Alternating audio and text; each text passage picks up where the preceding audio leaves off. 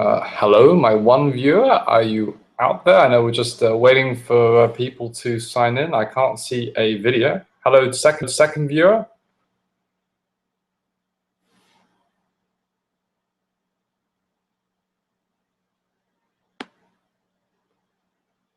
Welcome, welcome. Do make yourself comfortable, please.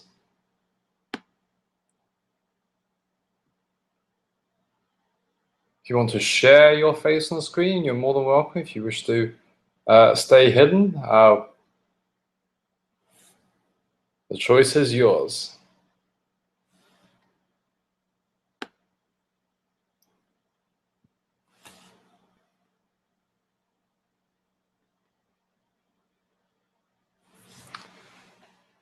Good, get comfortable.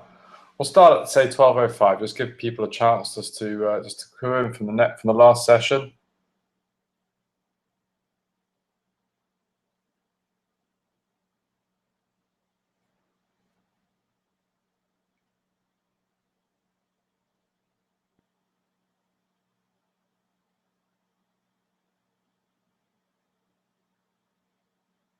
Why don't we start with the chat box and just say basically who you are, or why you're here, what you're hoping to learn from this session, what you're hoping to chat about. So if there's something you want to chat about, please put it in the chat box.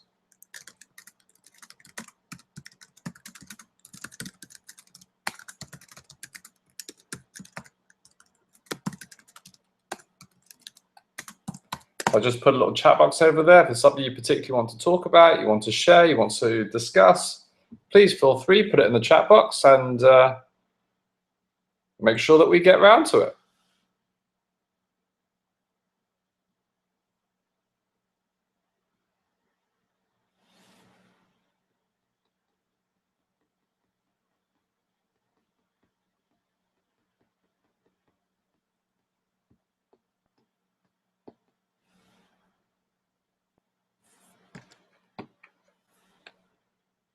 Okay, we'll give it one more minute before we get going.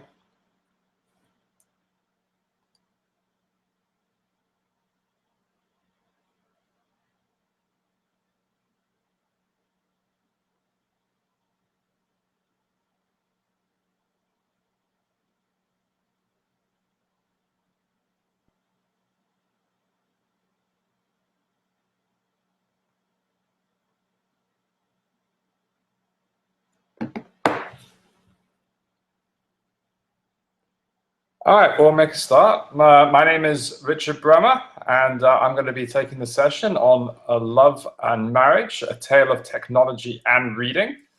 And in the 21st century, I really believe that all these skills are integrated. They're all intertwined. You've got information literacy skills, you've got language literacy skills, you have digital skills. You go to any job, you go to any employer, any career, you're going to have to integrate all those skills at the same time. It's not that one day you're going to practice your language skills, one day you're going to practice your digital skills. All of these are absolutely crucial, and I really believe that is more than ever in the 21st century. Without it, you are completely excluded. You can't go online, you can't go on the internet, you can't text chat, you can't find job postings online. All these opportunities that you wouldn't otherwise be able to do. So it's really critical more than ever that you can read.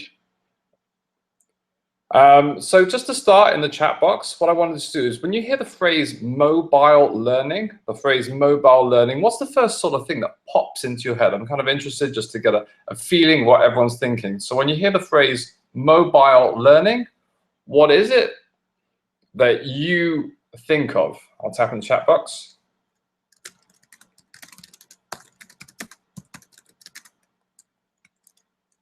And you hear the phrase mobile learning. What do you think of? I want to hear what you think of. What are the first thoughts that come into your mind? It could be a word, it could be a sentence. There's a chat box just to your right of your screen. So please feel free to share your ideas, feel free to share your suggestions. I'm hoping to see what your ideas are, because really I want this to be a discussion. I want to learn as much from you as you would from me, and what you think that is all about. So when you hear mobile learning, there's a chat box on the right over there. Let's hear what one or two people's suggestions. Now I've got 5 people logged on viewing, so I'm presuming you're out there, and I'm not talking to myself, even though I do that sometimes, and I think that's perfectly acceptable, perfectly rational, and the same way of talking and thinking about it. Okay, if no one fancies chatting, I'll tell you. A lot of adults, when you hear the word mobile learning, what they do is they often mention noun words like iPad, applications, phone, laptop. Okay, they talk about the object itself, where they're not talking about the mobile learning as a verb, as something that what it's not about what it is, it's about what you can actually do through the technology that counts, and that is absolutely critical. Okay, so I can see a chat box, but nobody else can. Okay, so we'll just run it without a chat box. I definitely have one open, so I'm not sure the glitching the technology is obviously against us this evening, but that's part of the battle. That's part of learning and tweaking, and something that we all have to work and negotiate with. So it's really about the verbs, what we can do through technology, reinventing learning, reinventing careers, reinventing what we can do, whether we can collaborate, we can communicate, we can hear each other's voices, we can publish online, we can evaluate like we could never have done before, and that's really what it's all about. And our students know that. Our students understand that that's what the technology is. It's what they can do through it. But it's actually sometimes the teachers, sometimes the adults that see it as not so much a tool, but as an application, as a thing that somehow has to get integrated. And that's not what it is. It's a tool which you can really do something special with, and especially when it comes to reading and information literacy, it's critical, and it's an extremely engaging tool. So I know you can't see a chat box, but I'm going to try sharing my screen instead. So I'm hoping that this will be more successful. All right, so it's a little PowerPoint that I have made. I'm hoping you can see this. I'm just thinking about my iPad, and when it comes to reading and technology, I like organizing my iPad, and I have an actual folder for reading, and these are my favorite things to read. I've got my educational leadership journal, which I subscribe to. I've got my Kindle app, which I have all my books on. I can read wherever I want, and I like syncing them with my phone and my actual Kindle as I go along. I've got Overdrive, which is a access to library books for free. I've got Newsstand, my newspaper, and probably the bottom middle is one of my all-time favorites, which is Feedly, which is a way to get all the blogs that I like reading, to get all the blogs that I like reading together that I can just pull. And that's another. It's a new form of reading, which people can obviously use. Now, I wanted to get more onto actually how you can link together technology and reading.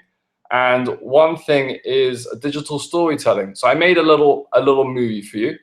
I was going to share the link with you in the chat box, but if the chat box isn't working, that's going to be really challenging. But what I will do instead is you can either I'll give you a choice. You can either copy the link down and you can watch it on your own, or I'm going to put it as a share on this screen so that you can watch it. The quality may not be as good, but you can watch it. And then what I want you to do is I want you to think about how you could use technology and reading together in the classroom and bring it together. So let's get this movie up and running.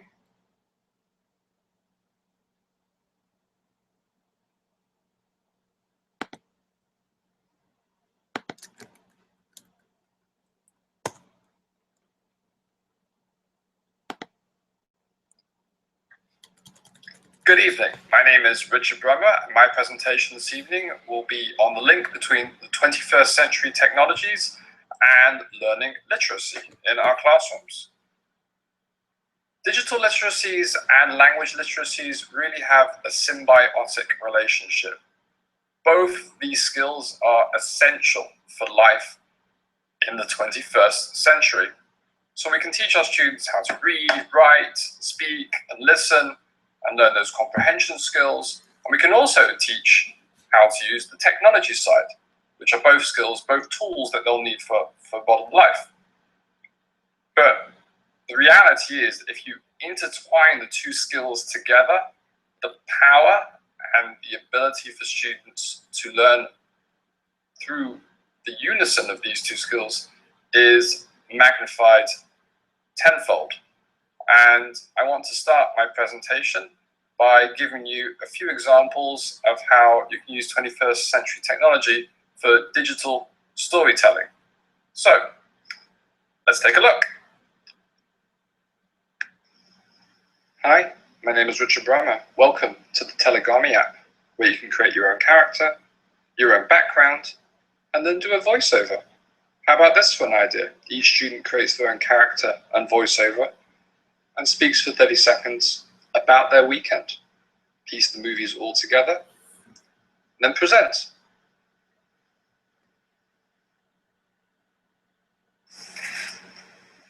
How about using Puppet Pals and creating your own digital puppet show? One day there was a beautiful fair maiden, and she was walking along, minding her own business in front of the castle, when along came a knight. Hello there. I was just wondering how... Look out, behind you. Ah, a dragon. He has taken the fair maiden. I must go and save her.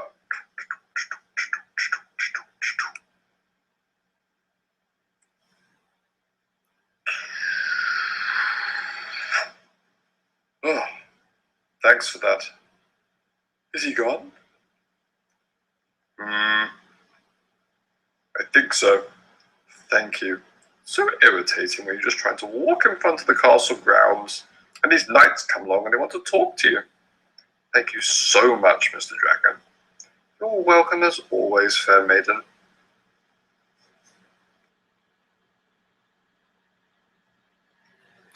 Alternatively, you can make your own ghost story using the Ghost Lens app. I'm sorry to say this is not the movie you'll be watching. The movie you're about to see is extremely unpleasant. If you wish to see a film about a happy little elf, I'm sure there's plenty of seating in the theatre number 2. However, if you like stories about clever, unreasonably attractive orphans, suspicious fires, carnivorous leeches, Italian food and secret organizations, then stay as I retrace each and every one of the boulder-led children's woeful steps. My name is Lemony Snicket, and it is my sad duty to document this tale.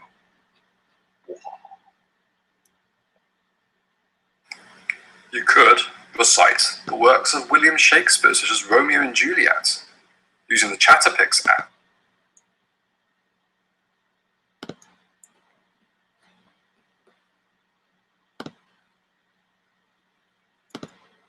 Okay, I'm going to pause that video. Apparently, I'm not sure. Apparently, no one can actually physically see the video. I'm not quite sure why that is. But I will share the link with you on Twitter, and you can see it. I was just talking through some of my favorite apps, Puppet Pals, one of them is Chatterpix, and I will share that video with you on Twitter so you can see it later. And there are all these different apps where you can practice your language skills and integrated technology. But basically, it's a form of technology called screencasting, where basically you can speak over whilst you are doing something. I have.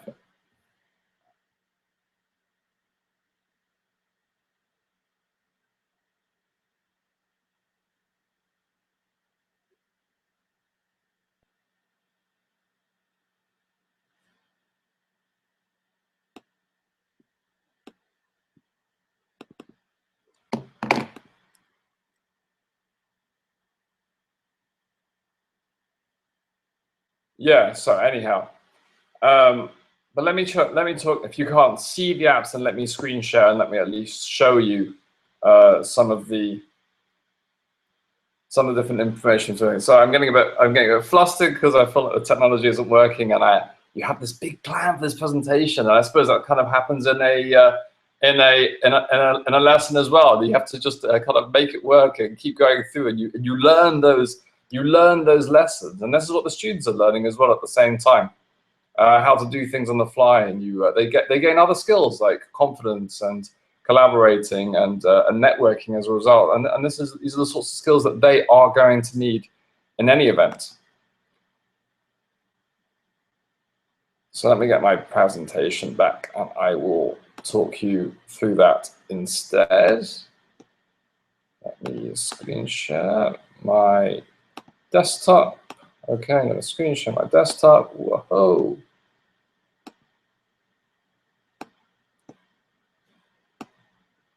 All right, here is my presentation. So I'll talk through this instead. So I was just talking through how all of these apps. I highly recommend you look into them. I'll put them all on Twitter. So I'm just going to talk you through some academic insights that I was looking into. I read Library Media Connection. I also read Educational Leadership. And these are two journals which I really find incredibly good for learning about this sort of topic. Library Media Connection, always leading towards more of the reading angle, whereas Educational Leadership really leans, I'm not saying they don't do literacy, but they'll lean more towards the future of education, learning how to use the tools. And really it's a combination of these articles that go together. So Ball was talking about something called the Future Ready Pledge, which is in conjunction with over 200 superintendents and overseen by President Barack Obama. And the goal of it is to make sure that 99% of students have broadband internet access to the very best digital resources. So here he is reading. And this is a quote from him. He says, "In a country where we expect free Wi-Fi with our coffee, the least we can do is expect that our schools are properly wired." And he's absolutely right. It's about making education relevant for now, relevant for the future. Otherwise, if we don't use these devices, then children see that our learning is almost out of touch and too traditional.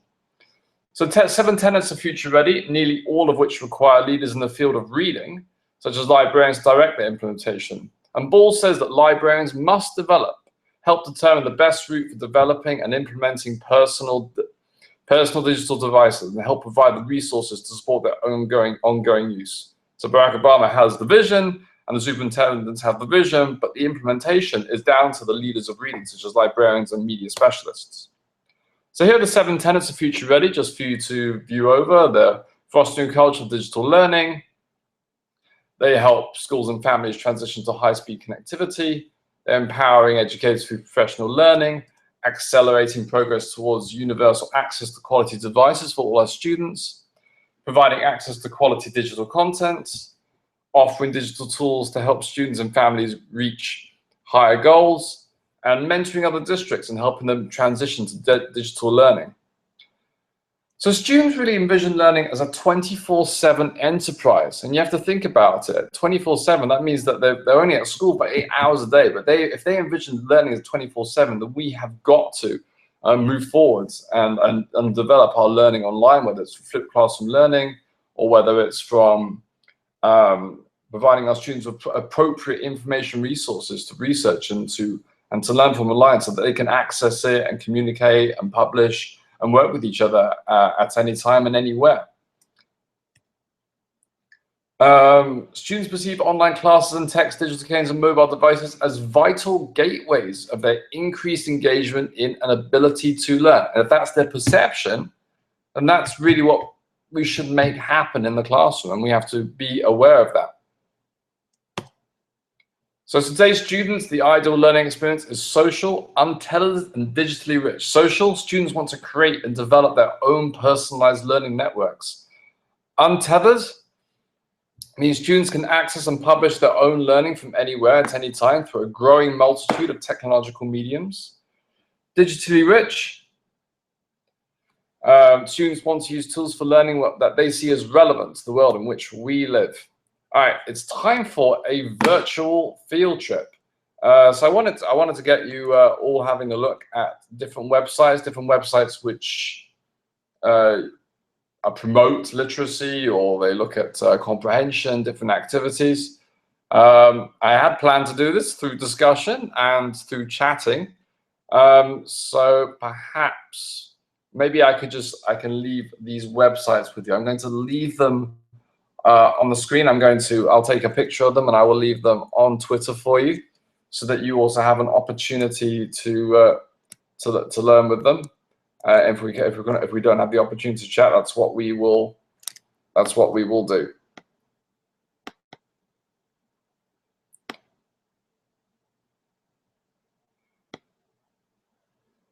And so it's a real shame. So how about I give you the opportunity to do that? I'm going to post, if you go to my Twitter hashtag, which is @RJBrummer, that is @RJBrummer.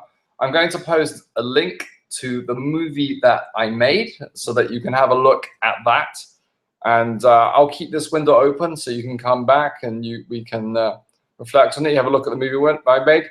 And I'm also going to post some websites which I think are excellent resources that you can look at and discuss, which obviously are ways for integrating reading and literacy. I mean, I have my 2-year-old son. he likes doing some of these resources. So and obviously some of them are better than others, and you're going to have to use your website evaluation skills, your website analysis skills in order to negotiate that. Unless I'm on Periscope right now. Okay, Germaline says that you can see my PowerPoint now. So if you can see my PowerPoint, then that's a real positive. In which case, I will leave the PowerPoint up and I will give you an opportunity to look at it and to maybe take a screenshot. In fact, I'll leave it up for 30 seconds. So you have an opportunity to take a screenshot, and then you can move away with it, because it's a nice collection of resources. Right. So if you're on a Mac and you want to screenshot these, you want to press Shift, Command, and the number 3. That's Shift, Command, and the number 3. That's if you are on a Mac. So you can screenshot it, take it with you. If you are on a PC, you want to press something called the print screen button, which you will find at the top of your keyboard. If you click print screen, and then you go to your start menu, and you open up Paint. That is, you click start and you open up Paint. You will be able to click paste, and then you will have a copy of that picture, and you'll be able to save it in the same way. So I said screenshot it. Max, it's Shift Command 3, and the screenshot will fly straight to your desktop, which is why I love Macs. But we also need to use PCs, and if you want to use a PC, you press the print screen buttons at the top of your keyboard, then click the start menu, open up the app Paint, and the next thing you want to do is click paste, so that you have a copy of it for your records. If my screen is now working, then I will share with you the YouTube movie I made again, because I spent some time making it, and I think it's fun, but I also think it's effective.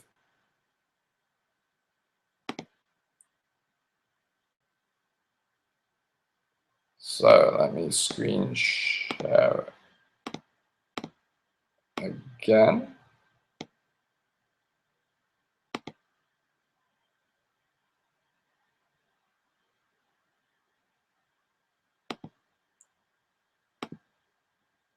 Oops. Sorry.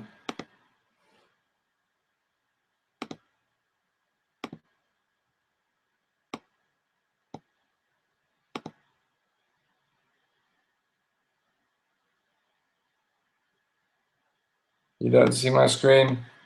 You know, when you do it in practice, everything works just fine. I remember practicing and getting it all ready together and tweaking it, but unfortunately, sometimes these things just happen. So I'm going to post all these resources on my Twitter page, and we will carry on the discussion there. In fact, if you go to my Twitter, I'm going to stop this now because this is getting just a little bit silly now.